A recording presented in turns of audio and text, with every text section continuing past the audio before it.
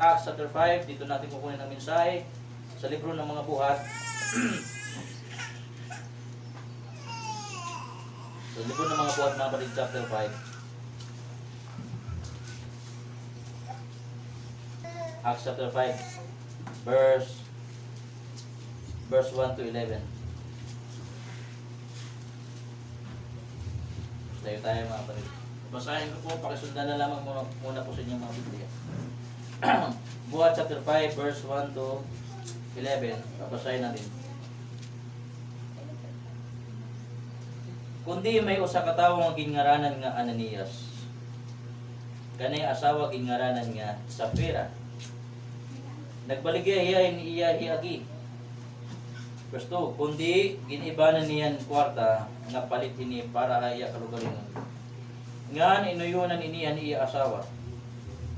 Ansalin ginhatag niya ngadtuan mga apostoles.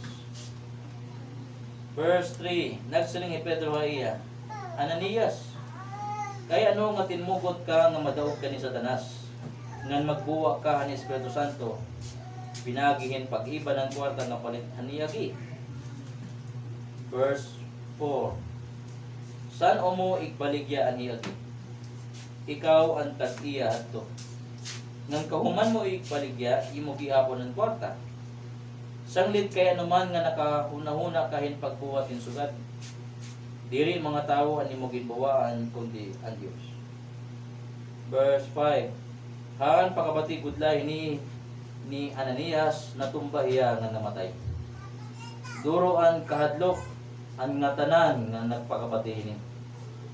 6, din maop ang mga batan-on nga kalalakian, ginputos ang iya lawas, gindarahiya hagawas, ngan iginlubong. 7, pagagihin mga 3 ka oras, sinmulo na niya asawa, kundi diri iya maaram hanay nabo.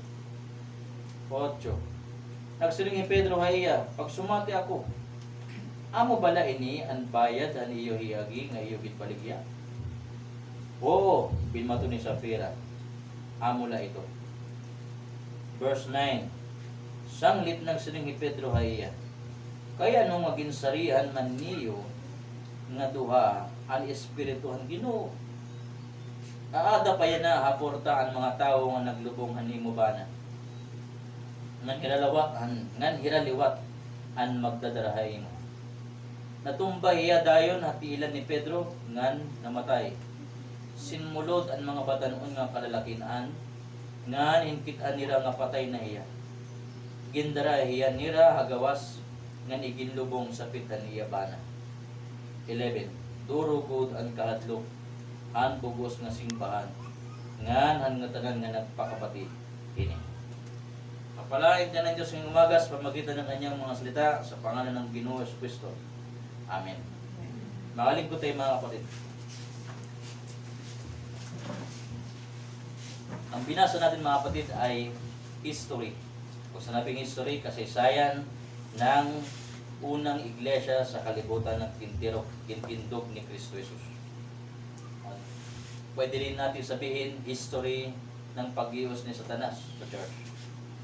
Ang pangalan ng libro ay mga buhat, sa Tagalog mga gawa, sa English Acts, mga ginawa ng mga apostoles. Amen mga kapatid. So chapter 1, si Kristo sumakahalangit. Chapter 2, nagwali si Pedro at may natalwas nga 3,000. Acts chapter 2 verse 40. Patas lang tayo maguti.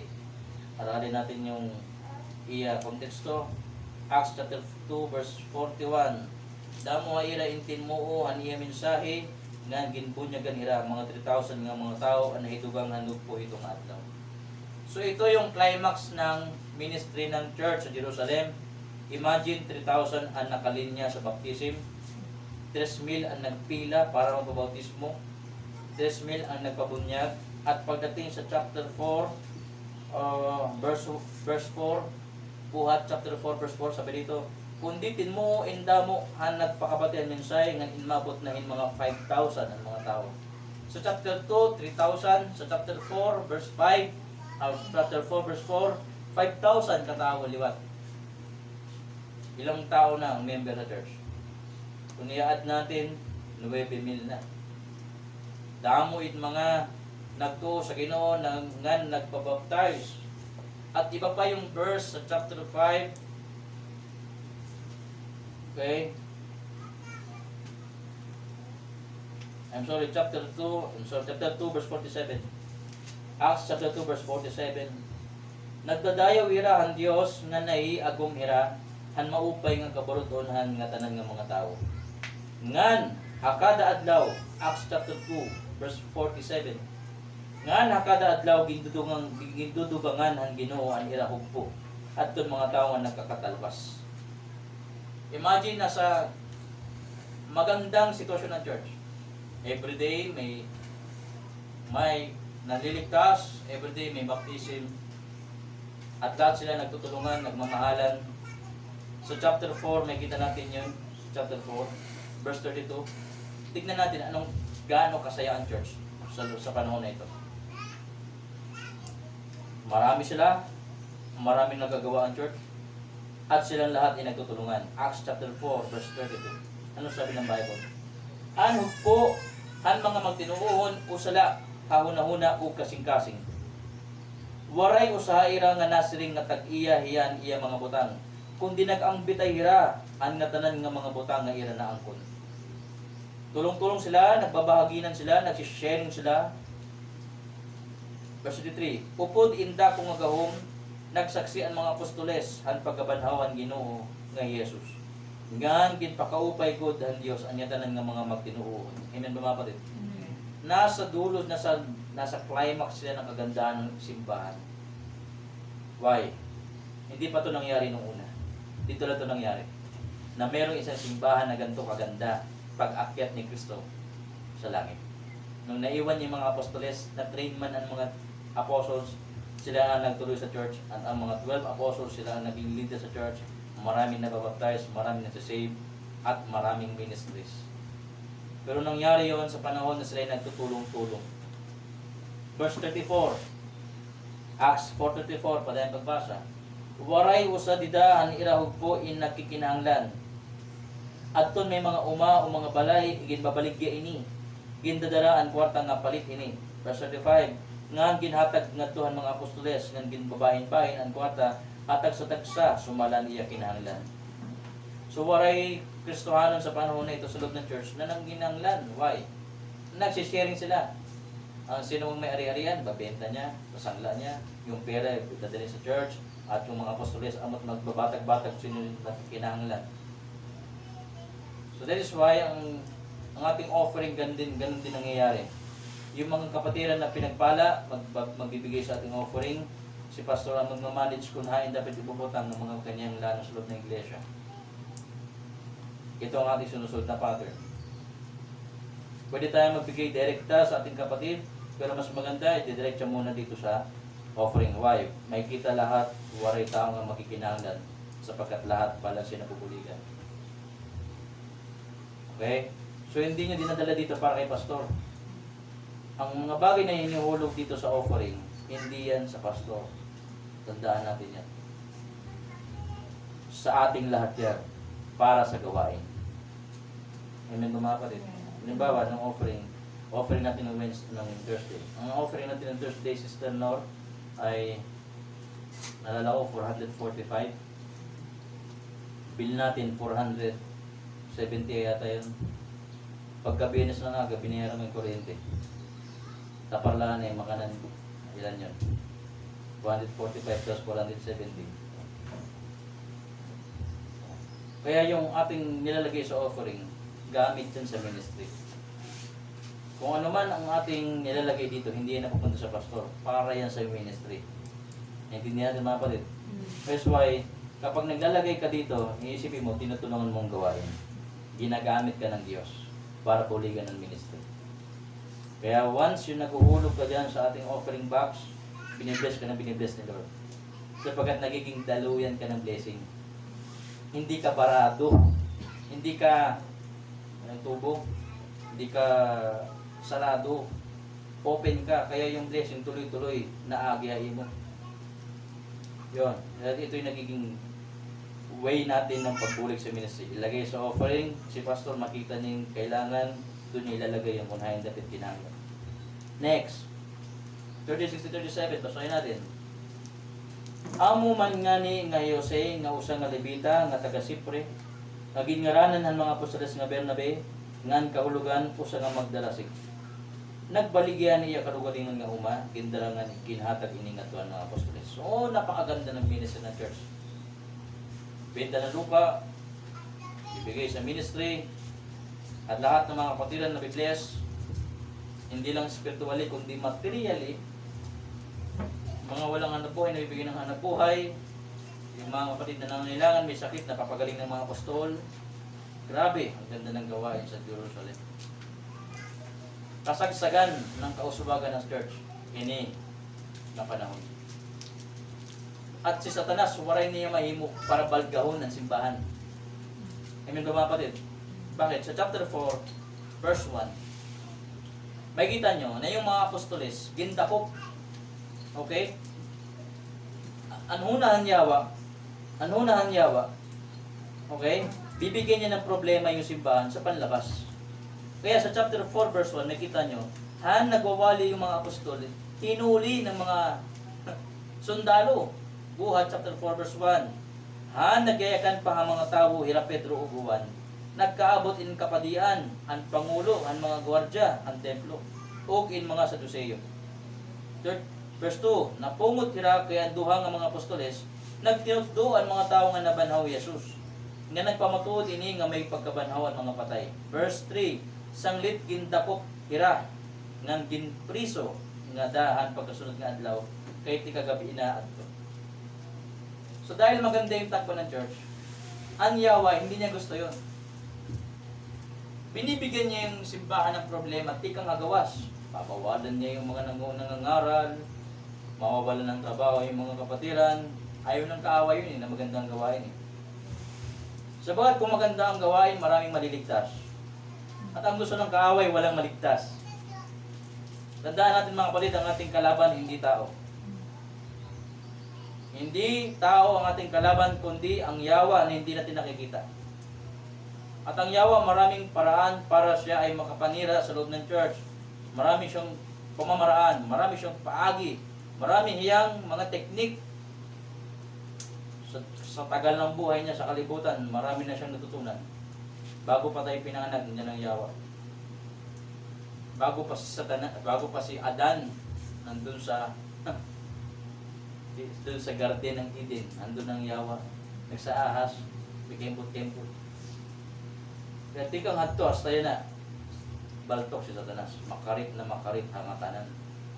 Kaya si Satanas, gumagamit siya ng mga bagay para makristohanon, mabutangan kulang, mahadlangan tayo sa gawain. Kaya ang ginagawa niya dito, pinapreso niya yung mga nangangaral. Amen ba mga kapatid? Ang problema, nakaalis sa kulungan yung dalawang apostoles. Verse 23. Ano sabi? Buhat 4:23. Han pagbuhi inaira, pinmalik kira Pedro ug Juan, nga tuan ira hugpo, nga ginsumatan nira inihira, may tungod hanigin siringhan labaw ang kapatian, ngan katigurangan. Nakalabas sila sa presuan eh. Pero sigon, mga teknik kanyawa, dili na umuubra. Hindi na galing sa labas. Kapag yung problema galing sa gawas, hindi nakakapasok. Kasi nasusulbaran gyap eh. Lahat ng pakana ng yawa na panlabas, nalalagyan ng solusyon. Amen ba mga kapatid? Bawa, Kristohanon, tinatamad magsimba, anong solusyon? Kung nahirapan ka mag-church sa Sunday, aalamin mo yung bakit hindi ka nakapag-church sa Sunday. Ganun lang yun eh. Baka Sabado ng gabi, puyat ka. O Sabado ng gabi, marami kang ginawa. O sunod na Sunday, alam mo na gagawin mo. Kumbaga, nagagawan mo na solusyon eh. Para di rin ka maulangan. O, hindi ka nakakapag-pray kasi may Facebook ka. O, close mo muna yung cellphone mo, pray ka. Kumbaga lahat ng problema sa paglilingkod, pwedeng gawa ng solusyon. Maliban lang kung ayaw mo talaga. Tandaan nyo kapag gusto, maraming paraan. Pag ayaw, maraming dahilan. Sa paglilingkod sa Diyos, kailangan uutakan mo din ang yawa. Ganon yun. Hindi pwedeng ikaw lagi ang iyaging dadaog-daog. Kailangan daogon mo giya-piya. Amen ba mga kapatid? Yun. So lahat ng panlabas na atake ang yawa, kaya nating labanan yan. Nalala ko si Tita Sophia nung maliit pa ako. Napreso yan si Tita Sophia. Nanundo siya ng bata. Nasabi ng bata, nagsalita ako kay mama eh. Ma-church ko na. Sinundo niya, yun pala yung bata, wala magsarit. Yung magulang pinapreso si Tita Sophia. Kidnapper. Pinasuhan siya ng kidnapping. Ando si pastor, nakulungan. Sister, ayos lang yan. Hindi mo naman alam eh. Si Tita Sophia, pag nag-ihada siya, 2 weeks yata sa kulungan nun eh. Iba siya ng reyaso. Kaya sumunod na mga pagsusundo niya, kinukumpirma niya na. Kailangan nagsarit ka mo ha. Kumbaga lahat ng pwedeng makaulang sa Kristohanan, pwede na yan masulbaran. Kaya nagtataka ako, bakit may mga Kristohano nagpapaadlang? Pagdating sa mga bagay sa kalibutan, nagagawa. Pagdating sa church, hindi. Bakit? O, di ba? Pwede yan magawa ng paraan. As long as ang imo mind para sa gawain ng Diyos. Panimba, kadali man lang. 2 hours. Sunday school ka, 1 hour. Worship service, 1 hour o 2 hours. Lahat ng matitirang oras, sa'yo na. Doctrine class, 1 hour o 2. Hindi ko alam, bakit may mga Kristohano hindi. Ayaw nila ng ganun. So there's a problem sa puso. Kasi lahat ng problema sa pag-aalagad may solusyon na. Maliban lang kung ayaw mo talaga. Kaya mga kapatid ko, it's better thing na yung puso laging nakatalong sa Ginoo. Amen ba mga kapatid? Kapag ang puso mo laging ayos sa Panginoon, walang makakadlang sa'yo. Ngayon, nung nakita ng yawa na diri yan nakaka-penetrate, anong ginawa niya? Pumasok sa loob. Sinong ginamit niya? Yung binasa natin. Yung mag-asawa na si Ananias at Sapphira.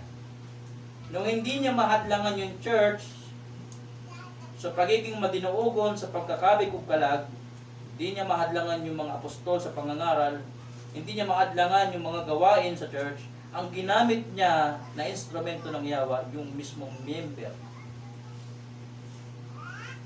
Ginamit ng yawa mismo yung member sa loob ng church. At yun ay nagngangalan na, pinasa natin kanina, si Ananias ngan Sapphira. Kasagsagan ng ministry, hindi na tikang hagawas pag-ulang ang naging pagi ng yawa na makaulang yung mga nandun sa loob. Hindi na sa labas, nasa loob na. So yun nga mag-asawa na baligya-hirahin o sa nga ari-arian para sa gawain. Naira inigin, tapod, naging saad nila sa Ginoo nga iragihatag. Ngayon, hindi pera yung naging problema nila mga kapatid.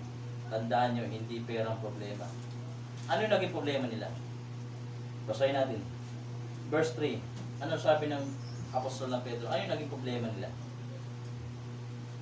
Nagsiring ni Pedro kay iya, Ananias. Okay? Ananias, amo niya ang lalaki, Albana. Kay ano nga tinmugot ka, nga madaog ka ni Satanas. Ngan magbuwak ka ang Espiritu Santo, pinagihin pag-iba ng kwarta ng palit na niya. So there is a probability, merong posibilidad na bisan membro na ang simbahan magamitan ang yawa. Paano gagamitin ng yawa yung member? Papasok siya sa puso. Anong resulta? Kapag pumasok si Satanas sa puso, anong resulta? Magbubuwa. Amen ba mga kapatid ko? That's why, bisan member na tayo ng simbahan ng Panginoon, hindi tayo ligtas sa mga pagsulay ng yawa. Oh, Member na to ha. Ginaya siguro nila si Barnabas sa chapter 4. Verse 36 to 37. Ginaya siguro nila yung ginawa ni Barnabas. Anong ginawa ni Barnabas? Verse 36 to 37. Amo man nga ni nga Jose, nga usa nga Levita nga taga Sipre, nga gingaranan ng mga apostoles nga Bernabe, nga ang kaulugan usa nga magdarasig. Nagbaligya niya kalugaringon nga uma, gidala nga ginhatag iningat tuhan mga apostoles.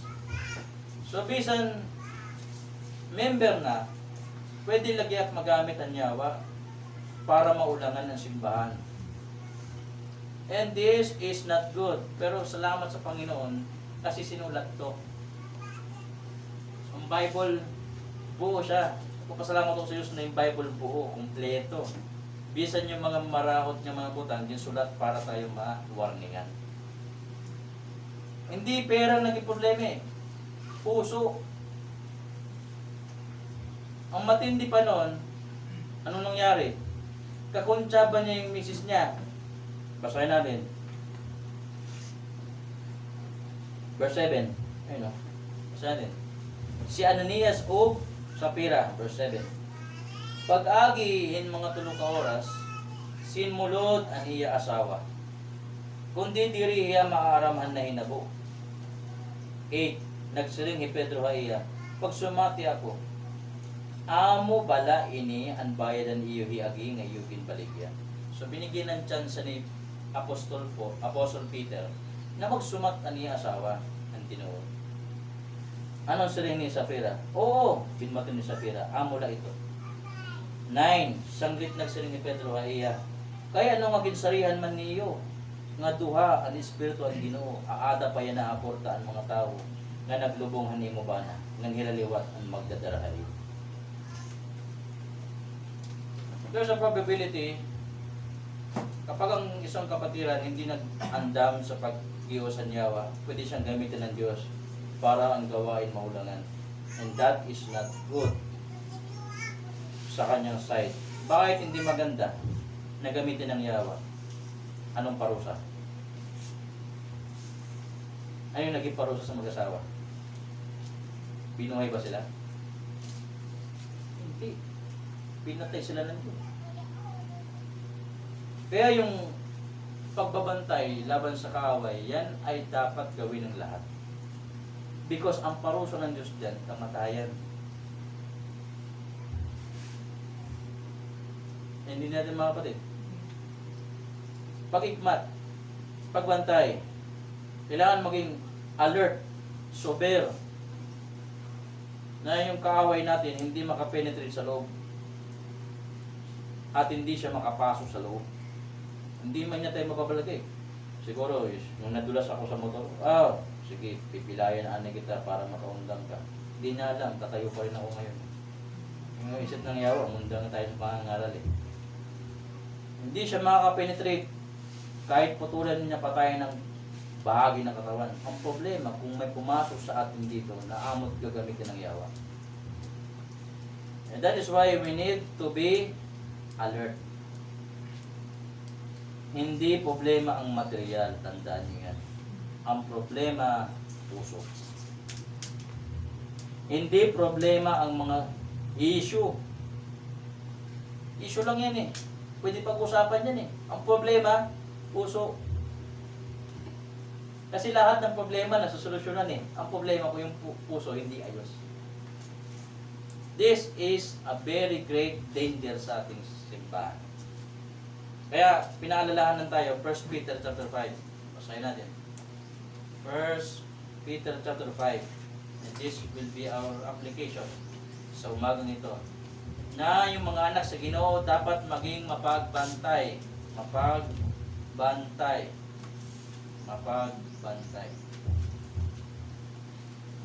Okay? Amen ba mga kapatid? Nare-bless ba tayo? Amen. Amen. Salita ng Panginoon to eh. Talaga. Amon karoy ipasabot ang Ginoo ha ato.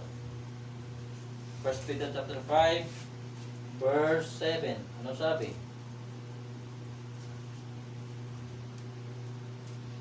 Verse 6 ani kita. Verse 6, 1 Peter 5:6. Sanglit pagpaubos kamo haubos hanggaho man Dios. Basi paitas on kamuniya kun umabot na iya ginsaad nga panahon. 7. Gitubian haiyaan nga tanan niyo nga mga kasungkuhan kay napait iya haiyo. 8. Pag-ikmat. Amen mga kapatid? Pag sinabing pag-ikmat, ano naman? Magbantay. Amen mga kapatid? Tama ba? Maging handa. Yun. Handa. Maging prepared. Maging andam. Ngan pagtagang kamo, naglilibot-libot ang yawa nga iyo kaaway, sugad hinangungurog nga leon, nga nangingita in iya tutokbon. Amen mga kapatid? So, kapag member ka ng simbahan, ituring mo yung sarili mo na kagaya ng sundalo. Meron tayong laban araw-araw. Meron tayong gera araw-araw. Kaalaban natin, hindi natin nakikita. Kaya kailangan mga Kristohanon andam sa pakikipaglaban. Amen mga kapatid? Verse 9. Rig una ang iyo pagtuo ngan atuhi hiya. Kay sayod kamo nga nagaagi liwat hinamo nga haw nga mga pagantos, an iyo igkasi mga magtinuohon abugos nga kalibutan. Salamat sa Panginoon. Mayroon pang isang verse, Ephesians chapter 6. Sa Efeso 6.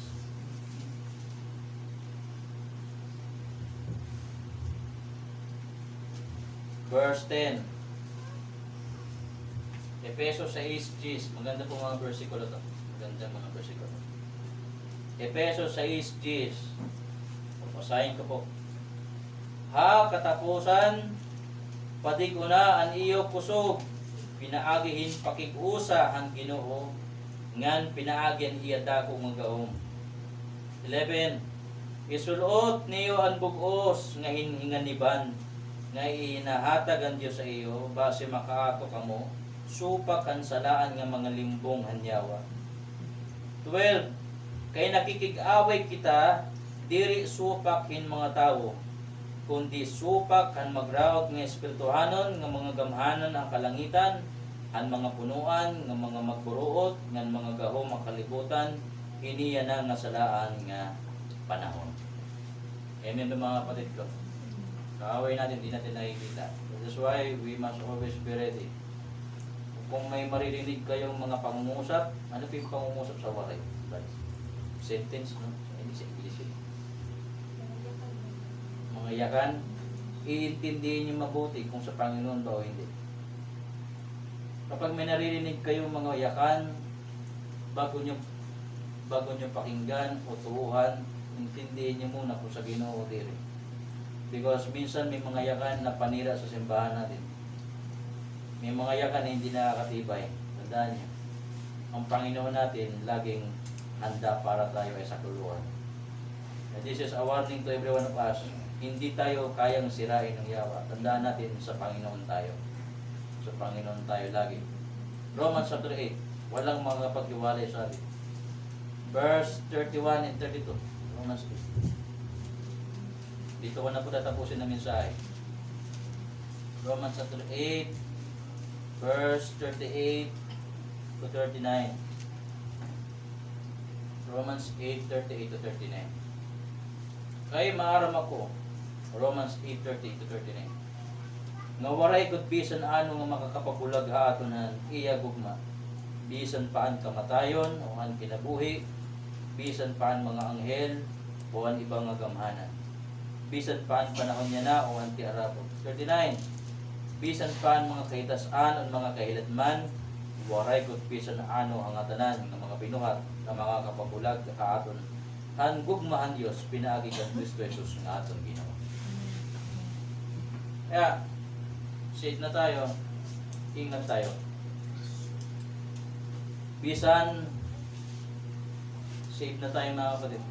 There is a probability. Sabi mong probability, sabi mong positive. Na kung di tayo lalaban sa kaaway, gagamitin tayo ng kaaway. Kaya ito yung pinaka-safety. Kung ayaw mong gamitin ka ng yawa, magpagamit ka sa Diyos. Amen ba mga kapatid? Kaya lang naman may mga Kristiyanong ginagamit ng yawa kasi hindi sila nagpapagamit sa Diyos. Kaya nasusudlan kasi waray sulod. Diba? Baso, kung may tubig na daan, hindi mo pwede butanganin tubig pa. May daan niya may butang. Gawin din Kristohanon. Kung daan niya may sulod, pirin niya masusudlan. Kasi ano niya sa pera ay maging babala sa atin. Maging matapat sa Panginoon. Maging faithful. O. Kaya yung pagbubuwa, yan ay isang kasalanan sa Diyos. Kaya kung may mga issue sa mga kapatiran, pwede niyo po sabihin sa pastor. So bagat ang pastor niyo, hindi niyo kaaway, tandaan niyo. Si pastor ay inyong kakampi sa paglilingkod niyo sa Panginoon. Kung meron kayong mga pinagdadaanan na matitindi, lapit na kayo, bubukas tayo ng Bible, ganito yan, sister, ganito yan. Kung di ko alam sasagot sa'yo, magdadasal muna ako sa gabi. Kung magkulog, pinabukasan, napuntahan kita. So tayo ulit. Yan ang trabaho ng pastor, magbantay. Diba? Naalala niya magbantay. Kaya, minsan, may mga siring, pinabayaan tayo ni pastor eh. Open yung mga member sa kanya. Kasi minsan may mga bagay na hindi niya alam na nangyayari pala. Kung napadali nga ngayon eh, may messenger tayo, video call. Video call ka. Pastor, ganito nangyari sa akin kanina eh. Paano ba to? Ako din, masusumatak kayo mo. Pag-pray tayo dalawa. Diba? At sa ganung pamaraan, tayo ay nagbabantayan sa bawat isa. Yung yawa, hindi siya makakapenetrate. Kung merong nadadaya, magigising. Kung merong nalilimpungan, diba? Ganun yun.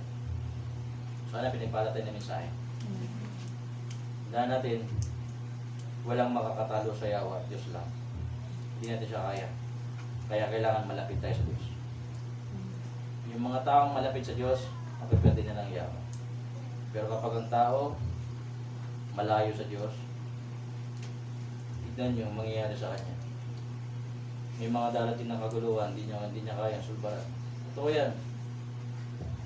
Tignan nyo, yung panahon kung may experience kayo ng paglayo sa Diyos, ano nangyari pag lumalayo ka sa Panginoon? Ano nangyari? Di ba ang gulo? Dumarating ang gulo kapag malayo ang Diyos. Ito yun. That is proven na yan. Nagkakaroon ng mga diferensya. Walang Diyos eh. Kaya subukan mo malapit ka sa Panginoon. Nandun lagi ang kapayapaan. Nandun lagi ang kapayapaan sa Panginoon. Amen po mga kapatid. That's why I encourage the ladies, tuloy nyo lang ang prayer band. Malaking tulong ang prayer band sa gawain natin. At higit sa lahat, malaking tulong ang prayer band sa inyo mismo. I-bless kayo, nakikita kami. Pray natin yung mga bagay na hindi natin kayang gawin, bahala ang Diyos kumilos. Okay? Pray natin ng bawat isa. Okay? Dasal tayo.